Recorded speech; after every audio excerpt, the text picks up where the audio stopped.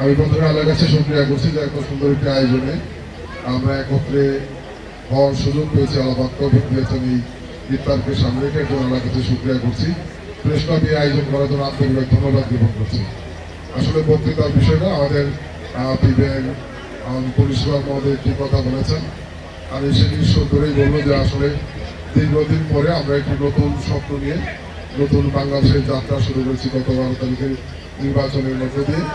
আমরা বিশ্বাস করি যে বাংলাদেশ থেকে আগামী দিনে জনগণের কল্যাণের শান্তিপূর্ণ সমৃদ্ধ বাংলাদেশের রূপান্তর করার ক্ষেত্রে আমাদের সকল শ্রেণীর মানুষ ঐক্যবদ্ধভাবে একসাথে এগিয়ে যেতে হবে।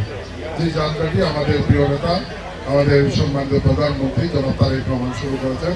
আসুন আমরা সকলে মিলে এই দেশকে সামনে এগিয়ে যাওয়ার জন্য কল্যাণের দেশের রূপান্তরের কাজে সকল কিছু করে একসাথে কাজ করি, সেই প্রত্যাশা আমি ব্যক্ত করছি। আমি আল্লাহর কাছে শুকরিয়া করছি জামালপুর শেখ হাসিনা কৃতজ্ঞ যে জামালপুর সদর আসনে আমাকে নির্বাচিত করা হয়েছে।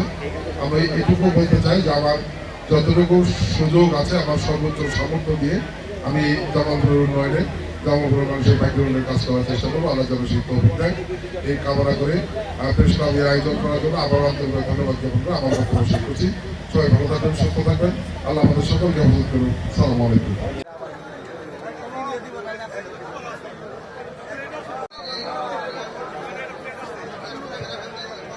على الذين من قبلكم لعلكم تتقون إذا صلحت صلح الجسد كله وإذا فسدت فسد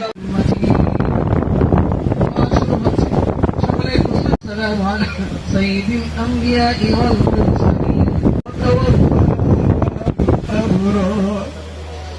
ভবিষ্যৎ জীবনকে উজ্জ্বল করে দিন আল্লাহ, বাংলাদেশকে স্বাধীন করেন ওয়াতারহামনা লানাকুনান্না মিনাল খাসিরিন।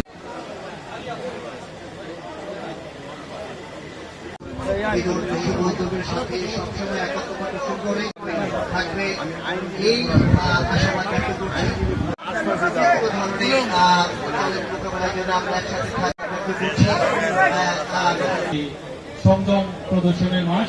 তো আমরা আসলে এই জামালপুর প্রেসক্লাব কর্তৃক আয়োজিত সদস্য এবং মাননীয়